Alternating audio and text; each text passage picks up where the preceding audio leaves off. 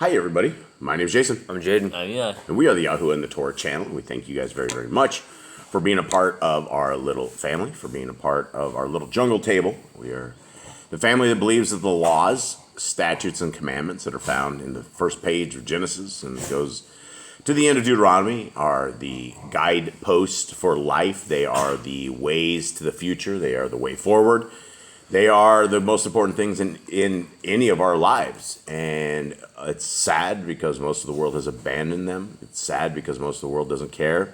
Most people have their own choices, their own agendas, their own way forward, and they don't see our Creator as having much power. Or maybe they think he has power. Maybe they just don't care that he has power. Maybe they just don't care at all. Because most people don't care. When you say that the laws of our Creator are gone, they're nailed to the cross, that is biblically incorrect. There's no such verses in that. If by chance you take the words of Paul, as your guidepost to life, and you don't think the law, statutes, and commandments apply to you because you had some man 7/8 of the way through the Bible tell you that the laws don't matter, then you have made Paul your God, and you worship Paul. Whether or not you agree to it or not, when you take his words over the words of Scriptures, and you free yourself from the Scriptures, then that is who your Elohim is. Gentlemen, how you guys doing? Good. Good. How's everyone out there? Good. Everything hunky-dory? Yep. Guys, this is Yah Scriptures right here. It's $70. It is the greatest translation you will find English that is out there. We've spent a tremendous amount of time on this. It will be available in your hands in the middle of June. We will have it in our hands June 1st of this year. And everybody who has ordered, they will go out first. We're going to take the first very 10 Bibles that we have, and we are going to ship the very first 10 Bibles out to prisoners. I already have a list of the people that we do, and so before anybody ever, even the people that paid for Scriptures, get them, we're going to take the very first 10 and get them to some brothers who have been waiting for them for a very long time. So we're very, very excited. And for every Scriptures that people buy, we are hopefully able to get a full Scriptures into a prison. And that is what our hopes and dreams are. So there's a lot of value to this and a lot of hopes and dreams. And we hope that you guys will help us make a difference in the prisons where people like the Hallelujah Scriptures and all these other grifters, they just do not care, and it's all about the bottom lines, it's all about their money, it's all about getting richer and richer and richer. This is the downloads. It's a free PDF, Revision 5. You don't have to buy these if you don't want to, and these are small enough you guys can put in emails. You can put as an attachment in email. You can send this off. We have anywhere between 13 to 20 downloads a day, and so we're giving a lot of free Scriptures away, which is amazing. We hope that everybody will grab those and read them. And if you guys have any need for any books that are on Amazon, these books, these are the small books, and Every Bit of the Prophets as well go in to help the prisoners. These are great books. If you guys have never put these in your library, some of these are short stories, but you have the book of Yasher, which is one of the largest books in all of Scriptures. You also have the book of Jubilees, which is fairly long. And they're all available right here on Amazon right now. Gentlemen, how are you? You guys are still alive, jungle dwellers. Anything exciting? Anything wild? No, I don't think so. Anything new? Eli, you have no stories? I don't think so. Nothing? How's your goats? Good. Are they? What's your goats' names? Lily and Daisy. Lily and Daisy. And do they? Are they friendly? Kind of, yeah. Well, you spend a lot of time out there with the goats, so you should have them really, really friendly by now. Do they? Are they pettable? When they're eating. When they're eating, but they're not if they're not. Not really. I heard Mom went out there the other day and was hanging out with the goats, and she got kicked. Were you out there with that? Yeah, it's because she was like... Goats. I told everybody from the day we got the goats, you probably all want to go out there and like love the goats and pet the goats and hang out with the goats. Ever since then, but nobody's gone out to the goats, and now Mom thinks she's going to milk them, and they kicked her. What you got to say? Hi, Miss Nicole. Hi. Hi. How many months have I been asking for a milking station? Do I have to have a milking station to go pet the goats? So that I can put them up there, so that I can like touch them and love them while you they're can't pet them up on the there. ground? So that they have to be held in there so that you can touch them and hold They them. do? Well, how else are you going to do it? I can pet the dogs. I just pet the dogs. Dogs are different than goats. They are? Yes. I don't know about that. One has horns, one don't, but they're about the same size.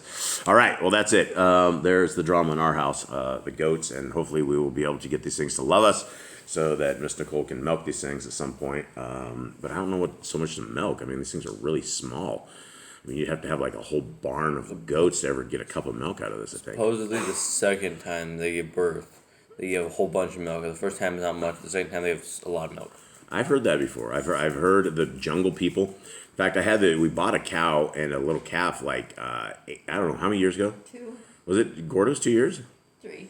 3 years ago. We had the guy come by and tell us he gave it. How many quarts of milk did he say? It was 8 liters of milk at 1 p.m. in the afternoon. Yeah, so this old man came by and said, look at this, my cow. He's like, my magic cow. It delivers all this milk. And we look at it and we're like, holy cow, let's buy this cow. And we get it. The thing gives us like a thimble full of milk. We had no idea. It never gave us 8 liters of milk at 1 We p.m. didn't realize jungle people had not gone to school and they never had any math at all. So they have no idea. Some of these guys have zero idea what like 8 quarts or 8 liters or any of that stuff is. So here we are. We are milkless people. We have failed the cows. And so far, we have not got a thing from the goats. All right, so we are in chapter 8, Jade. What happened in SHEMU'EL? Where are we at with King David? King David became king. He fought his enemies. He's been beating his enemies. They restored the Ark of Yahuwah. They got it back since the days. They got lost in the days of Eli. They brought it back to Israel. David. All right, guys. Hold on. Let's see if we can make it through it here. Okay. Continue on, Chubbs. We're still I left. think we got it. Okay.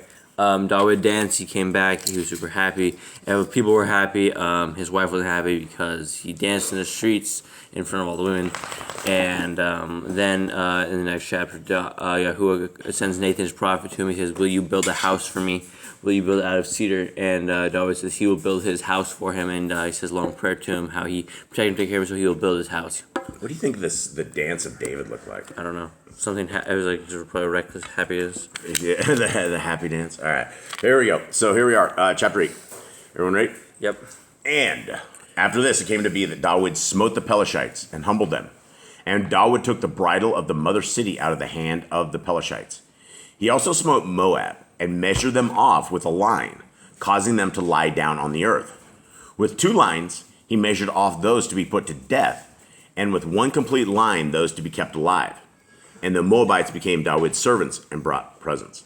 All right, now that's a very strange verse. I find that very strange. I read that this morning, and I was thinking to myself, what kind of line is he measuring? Is this a proverbial line? Is this what kind of line are we dealing with here? Anybody? Eli, since you're not reading this with us, what do you think? What do you think I just read? Are they like all in a line? Maybe That's what I'm asking. Yeah, Jade, what do you think? Alright, hold on. Dogs are all heading out the door. And they all just ran away. Eli's out. Mr. Cole's going out there, and they're probably going to start screaming here in a second. Okay, see if we can finish up this. The line. Tell me about the line, Jobs. So they measured them off and put them to death. Maybe they line them all up and then just kill each one of them. Yeah, I don't know. I mean, I think the lines are real. I mean, with 2 lines, he measured off those to be put to death. I don't know. Like, is he literally measuring things, or what are we talking about this? I don't know. I have no idea. It doesn't make a lot of sense. I don't know. Well, whatever happened, some people died. So I guess we'll leave it at that. 3. David also smote Hadadezer, son of Rekob, sovereign of Zobah, and as he went to restore his rule at the river Perath. And David captured from him 1,700 horsemen and 20,000 foot soldiers. And David destroyed all the chariots, but he left of them 100 chariots. And the Armenians of Damascus came to help Hadadezer, sovereign of Zobah. And David smote 22,000 of the Armenians.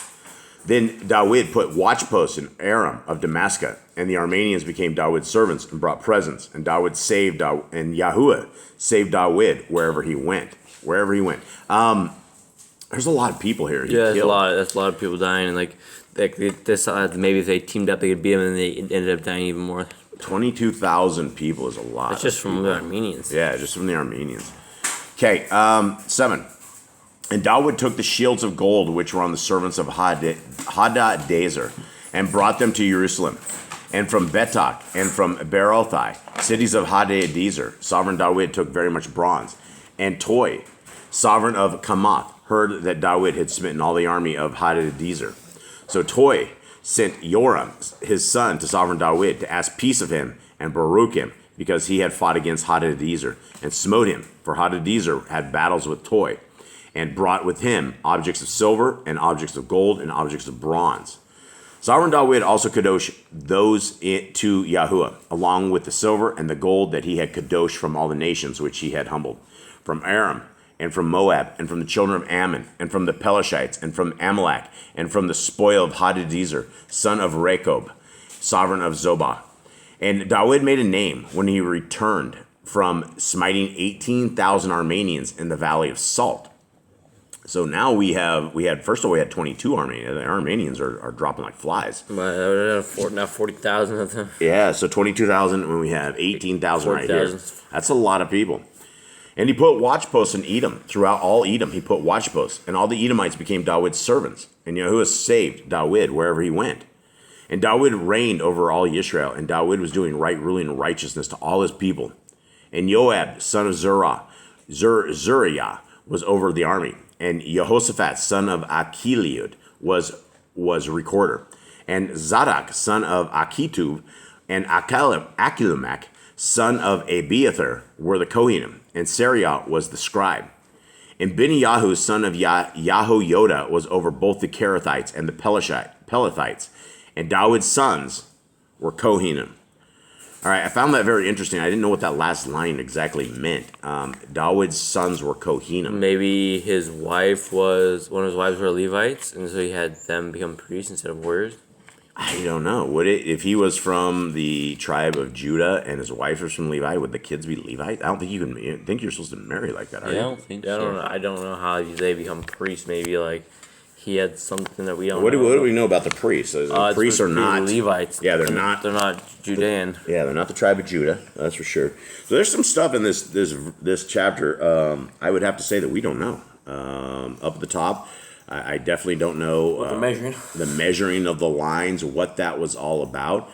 Whatever happened to the measuring lines, David went down and killed them all. So I guess that's that. So for everybody that is out there, we thank you guys very much for hanging out with us, for reading with us, and we hope you have a wonderful day and a wonderful rest of the week. We're out. All right, shalom.